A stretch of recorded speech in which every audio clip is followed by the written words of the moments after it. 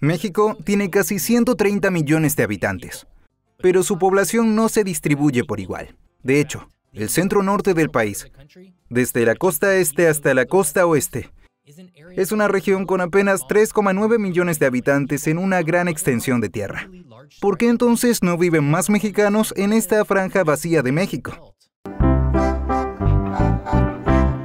Bienvenidos a Geografía con Jeff. Hoy exploraremos una zona de México que he bautizado como la Franja Vacía. Y al igual que las de Estados Unidos y Canadá, encontraremos una confluencia de razones históricas, económicas y geográficas que impiden que la gente se traslade a esta zona de México que de otro modo sería enorme. Antes de la conquista española, la actual México albergaba una gran variedad de pueblos indígenas.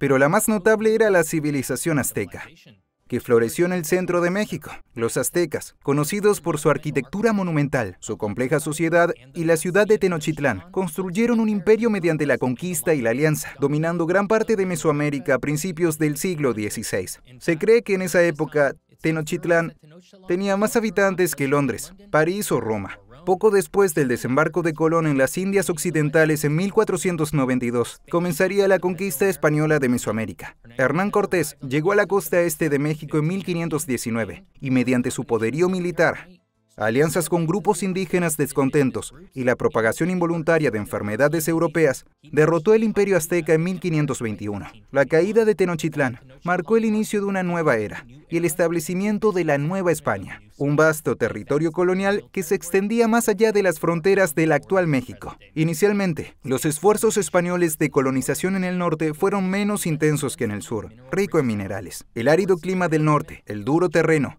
y la resistencia de indígenas locales, como los apaches y los comanches, hicieron menos atractiva la región. Con el tiempo, los españoles establecieron misiones, presidios y ranchos como estrategia para cristianizar y controlar a los indígenas y asegurar la región frente a competidores europeos, como Francia y Gran Bretaña. Pero tras la independencia de Estados Unidos, los mexicanos empezaron a plantearse su relación con España. La lucha por la independencia del país comenzó a principios del siglo XIX, impulsada por el famoso Grito de Dolores de Miguel Hidalgo y Costilla en 1810, que pedía el fin del dominio español. La guerra por su independencia duró más de una década, y en ella participaron diversas clases sociales y grupos indígenas. La concentración de la corona española en las regiones centrales y sureñas hizo que los territorios del norte se convirtieran en campos de batalla por el control y sufrieran una gran inestabilidad. Fue en 1821, con la firma del Tratado de Córdoba, cuando México logró su independencia. La época tras la independencia fue agitada, con la nueva nación luchando por mantener la unidad y definir su identidad. El norte de México, incluyendo territorios que hoy forman parte de Estados Unidos, como California y Texas, seguía escasamente poblado y subdesarrollado en comparación con el resto del país, debido a la marcada geografía que comprende gran parte de esta región. México es un país extenso con una numerosa población. Y dentro del país hay una geografía increíblemente variada, que ayuda a explicar por qué México tiene su propia franja vacía. Pero antes de hablar de la geografía de México, si te está gustando este video, suscríbete ahora. Tienes más videos divertidos de geografía a un solo clic. La geografía de México es enorme y diversa, y abarca desde desiertos hasta frondosas selvas tropicales, desde imponentes montañas hasta extensas costas. Y dado que se extiende a lo largo de 1900 kilómetros desde el sur hasta el norte, el país presenta múltiples tipos de climas y biomas. El terreno es escarpado, con altas mesetas y picos desolados que contrastan con profundos cañones y fértiles valles. Las cadenas montañosas de la Sierra Madre Oriental y la Sierra Madre Occidental bordean la meseta central mexicana, protegiendo los accidentes topográficos más significativos del país. Estas cordilleras, junto con la Sierra Madre del Sur, que se extiende a lo largo de estas costas meridionales, forman parte del Cinturón de Fuego del Pacífico, responsable de la actividad volcánica que ha modelado gran parte del paisaje mexicano. Volcanes como el Popocatépetl y el Iztaccíhuatl son a la vez íconos culturales e importantes hitos geográficos que se elevan sobre el paisaje con sus cumbres a menudo cubiertas de nieve. Estas montañas no son solo barreras físicas, sino reguladores climáticos que generan sombras de lluvia sobre vastas áreas creando zonas climáticas diferenciadas. El extenso litoral mexicano se extiende por miles de kilómetros junto al Océano Pacífico al oeste y el Golfo de México y el Mar Caribe al este. Estas zonas albergan hermosas playas, selvas tropicales e importantes ecosistemas como el sistema arrecifal mesoamericano, el segundo arrecife de coral más grande del mundo, por detrás solo de la Gran Barrera de Coral. El desierto de Sonora, que nace al norte de la frontera con Estados Unidos, se extiende por la península de Baja California. Un paisaje austero pero lleno de vida, adaptada al calor extremo y a la sequedad. El desierto se funde con el mar en el Golfo de California, una zona rica en biodiversidad marina. Más al sur, la geografía está marcada por una serie de mesetas en cordilleras aisladas, conocidas como sierras. Su escasa población y extensos paisajes son el resultado de factores históricos, culturales y medioambientales. El duro y árido clima, suelos poco fértiles y relativo aislamiento ha moldeado los asentamientos humanos y la ecología de la zona. Es una región donde el legado de los pueblos mineros y los vestigios indígenas se mezclan en amplios territorios. La parte central de México, conocida por sus tierras fértiles y su clima templado, contrasta con las regiones áridas del norte. Aquí, el cinturón volcánico transmexicano atraviesa el país con vegetación frondosa y zonas agrícolas. Es un polo de biodiversidad y ha sido centro de los mayores núcleos urbanos de México, como Ciudad de México y Guadalajara. En el extremo sur, la topografía mexicana cambia radicalmente a medida que se adentra en los trópicos. Aquí, la tierra está cubierta de densa selva tropical y el suelo está perforado por cenotes, sumideros naturales que conectan los vastos sistemas fluviales subterráneos.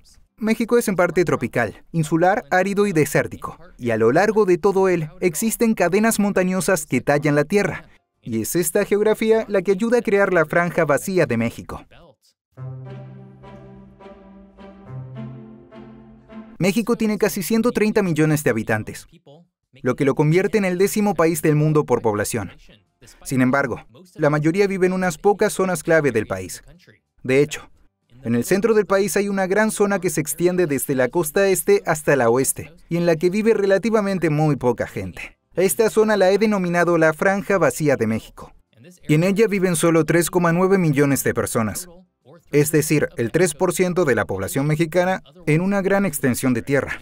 Y se debe a una combinación de factores históricos, geográficos y económicos, que impiden que los mexicanos se trasladen a ella. Históricamente, las regiones del norte de México fueron las últimas en ser colonizadas por los españoles. Las comunidades indígenas que habitaban estas tierras eran a menudo nómadas, y el difícil entorno no favorecía la agricultura a gran escala, que floreció en otras partes del país. Por ello, los españoles concentraron sus asentamientos y misiones en el centro y sur del país, donde las poblaciones indígenas podían ser controladas y convertidas más fácilmente, y la tierra más apta para cultivos lucrativos como el azúcar y el café. Pero lo más decisivo es que la Franja Vacía de México abarca tierras extremadamente áridas y semiáridas, incluidos desiertos y matorrales. Estas zonas reciben mínimas precipitaciones y pueden experimentar temperaturas extremas, dificultando la agricultura sin amplios sistemas de riego. El suelo en estas regiones es menos fértil, lo que reduce su capacidad para la agricultura sostenida, base de los centros de población rural.